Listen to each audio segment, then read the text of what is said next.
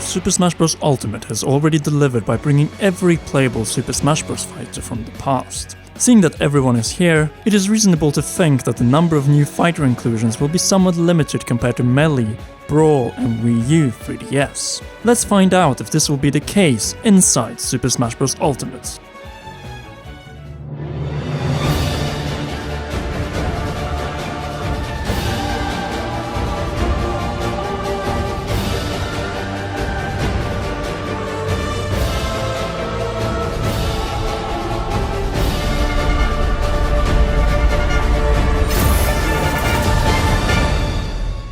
By the time of this upload, Super Smash Bros. Ultimate has already 2 new playable fighters, Inkling and Ridley, and we have received a new Echo or clone fighter in the form of Princess Daisy.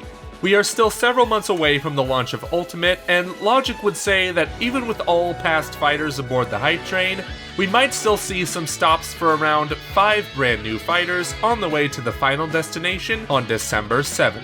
Just for your information, these do not include potential Echo or clone fighters such as Shadow or Metal Sonic for Sonic, Isabelle for Villager, Dixie for Diddy, and so on.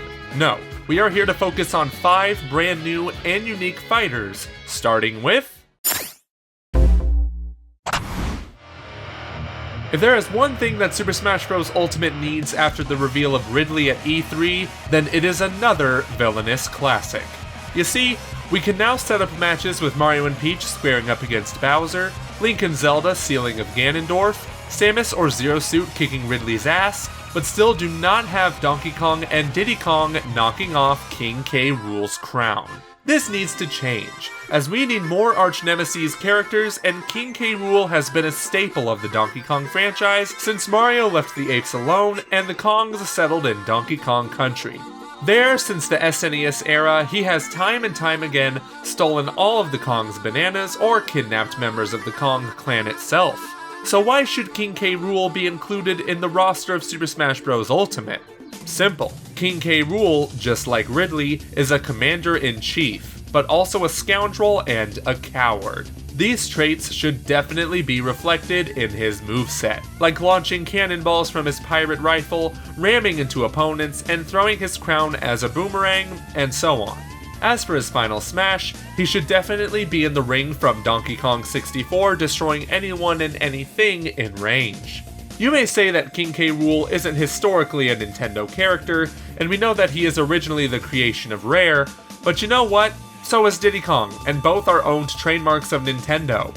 In other words, after including K. Rool as a trophy and then as a paid DLC Mii costume in Super Smash Bros. 4, now you have the opportunity to put another full-fledged antagonist into Super Smash Bros. Ultimate.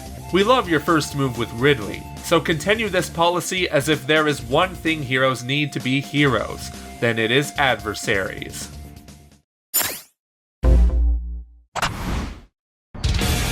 Shulk is back for Super Smash Bros. Ultimate. Now it's time to expand the Monolith roster to 2 fighters by giving the most popular Xenoblade game representation by including Rex with his blades Pyra and Mythra. This inclusion is a no-brainer and has multiple times been pointed out by us and Etika as one of the most demanded inclusions for a number of reasons. The deep personalities, the range of powerful attacks Pyra and Mythra offer, and the curve of their perfect bodies. Pervert! Anyway, we see Rex and Pyra Mythra work to an extent like the returning Ice Climbers, only that in order to unleash Mythra you have to charge Pyra up, similarly to Cloud Strive's Limit Breaks. As for the final smash, just do the same things as with Shulk, but a little less spoilery, and bring the entire party with Nia, Dromark, Tora and Poppy. And here is a little message to the Smash team after downgrading the proportions of Zero Suit Samus and Solid Snake. Do not forget that Nintendo in part made the Switch a success by making their game's talking points, because of, well, the waifus ranging from Princess Zelda's Flower Adventure, Peach's swimming suit, Mario and Link's nipples, Pyra and Mythra's special habits, and some movie star that was central in spreading the buzz about Breath of the Wild, Super Mario Odyssey, Xenoblade Chronicles 2, and ARMS. Speaking of... This one had a fake leak a few months ago, but that doesn't mean that we don't think we won't see an ARMS fighter or a stage in Super Smash Bros. Ultimate. ARMS was Nintendo's big foray last year, with Yabuki-san putting any challenger at E3 into their rightful place. Now it's time for his baby to get some real challenge in Smash. Just think about it. ARMS with its many fighters and rings are as made for Super Smash Bros. But how many fighters would ultimately make their way into Super Smash Bros. Ultimate? Just like in the case of the Inkling fighter, one, but with multiple skins and models. That way, we can have Springman, Ribbon Girl, and fan favorites Min Min and Twintel. As you already may know, players adore the two latter fighters for their unique designs and, well, screw it. Don't you dare do to Min Min and Twintel what you did to Zero Suit Samus and Solid Snake. After all, it isn't too late to still have some Super Smash Bros. Waifu wars inside Super Smash Bros. Ultimate. If you're interested in hearing more regarding this topic, check out our waifu discussion with the one and only Etika after this video. Regardless, we believe that the great impact of ARMS means that we will see a fighter, stage, and music tracks included in Super Smash Bros. Ultimate. Having the Ramen Bowl or Cinema Duh would definitely mark for two worthy additions with their hosts Min Min and Twintel. And you know that their final smash will be a rush attack.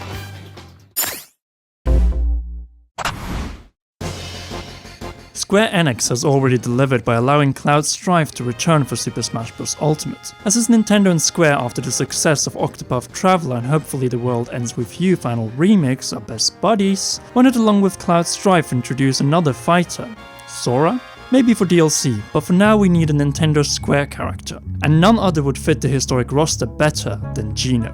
After all, just like the Inklings, Geno has already been through his Mii costume phase, and this time around the fans will not be satisfied with a mere Mii skin. So here's the deal.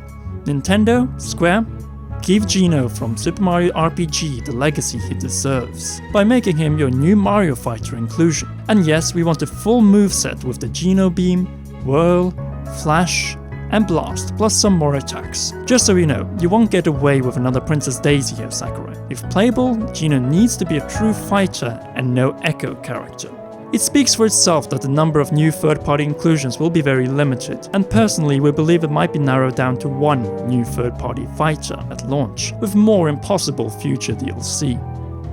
This is where Konami comes into play with another icon, Castlevania's Simon Belmont. We're putting him on this list because we've been hearing quite a few rumblings about his appearance, though we could still be wrong. But he would still make sense as a Nintendo legacy icon. Even though Castlevania's home hasn't been exclusively on a Nintendo console these past few years, the franchise would be nothing without the first 3 installments on the NES. In that sense, he would be like Rob and Duck Hunt, being an NES icon more than anything. However, with the inclusion of another Konami character, namely Snake, this does hurt Simon Belmont's chances, but we'll find out if he made the cut sooner rather than later. It's not like Konami's gonna say no to including their own IPs into a money-making franchise. And yes, we have to bring up a certain marsupial one more time. Crash Bandicoot is an absolute must-have for Smash Ultimate. It makes too much sense. Not only is he a gaming icon, but he's appeared on Nintendo consoles, especially as of late, with the Insane Trilogy on Switch, which we might add has sold like gangbusters on that platform and many others. Make no mistake, people still love Crash, and a lot of us want to see him take on Mario, Sonic, Pac-Man, and Mega Man in a true battle for the ages. It's also no secret that Activision likes money, so they wouldn't protest. So please, Sakurai, put Crash in Smash. It rhymes. Come on. Every new Super Smash Bros. Generation introduces new Pokémon. In Super Smash Bros. 4 we got Greninja, a water Pokémon. We already have the trio of Squirtle, Ivysaur and Charizard through the Pokémon trainer. So which Pokémon should be introduced in Super Smash Bros. Ultimate? We see 3 fighters, but 2 options. In time for December 7 launch, Eevee from Pokémon Let's Go, or Decidueye from Pokémon Sun and Moon and Ultra Sun and Moon. Then we have the matter of DLC. Well, that is if we will see any post-launch fighters this time around. One reason for the possible lack of DLC characters is that Super Smash Bros. Ultimate is a title so packed with content at launch that this might be it. But let's just say that they decide to once again develop DLC fighters, then one of them, along with the Fire Emblem Three Houses protagonist, must be a Pokemon from the upcoming Pokemon Switch game in 2019. For now though, let's focus on Pikachu's partner, or rival if you prefer, Eevee, and the fully evolved form of Rowlet, Decidueye. Let's begin with Eevee, which would complete the Pokemon Let's Go duo of Pikachu and Eevee in Smash, and it would be great to see this adorable Pokemon in the roster. Combined with the stage based on the upcoming game, we believe that this would be the perfect way of giving Let's Go a solid presence in Ultimate. If Eevee is the adorable newcomer fighter, then Decidueye from Gen 7 can be the awesome inclusion. A tall, powerful, quill-wielding bird with a massive punch. A Falco that actually takes advantage of its claws, feathers, and wings. The key to success here is to avoid mimicking Charizard's moveset too much, as this is a Pokemon that is radically different, using its feathers, claws, quills, beak, and even spiritual powers to inflict powerful strikes or paralysis against opponents or rivals. So which one do we think we will end up with? Honestly, we would love to see both Eevee and Decidueye introduced as new fighters in Super Smash Bros. Ultimate. Nevertheless, if we are forced to pick, then we have to go with Decidueye, as this Pokemon was the by far most popular of the fully evolved starters in Gen 7. One of the main reasons is how great Decidueye's final smash could be if it's based on the Z move, Sinister Arrow Raid. Yep, that would be a true spectacle to behold. And there you have it, the 5 non-Echo fighters we find most likely to be found at launch inside Super Smash Bros. Ultimate. But what newcomer fighters do you think will make their way by the time of the launch on December 7th? We want to see your opinions in the comment section down below. But this is not the end, as inside Super Smash Bros. Ultimate will, on the way to the launch, be split into news videos regarding the game and a mini-series regarding some of the most important aspects of the game. So make sure to like this video, and if you are new, make sure to subscribe and press that shiny notification bell to not miss any of our upcoming Super Smash Bros. Ultimate and Nintendo Switch uploads. By the way, would you like to make videos for the Commonwealth Realm? We have big plans for this fall and winter and 2019, and need a skilled European editor to reach our production goals. The reason we limit applications to European editors is that we already have 2 editors from the USA and Canada, and also because of time differences, need another editor to help out Conrad with sudden announcements when we sleep in America. If you're interested, shoot an email to commonwealthrealm@gmail.com for more details. Finally, we want to thank all of our great patrons, and in particular Kenyatta Ali, for making the expansion to the realm possible. You can contribute as well by heading over to patreon.com/commonrealm and get some awesome perks like our podcast and much, much more. Until the next video, which will be a Pokemon video, this was the Commonwealth Realm, and we will see you all there.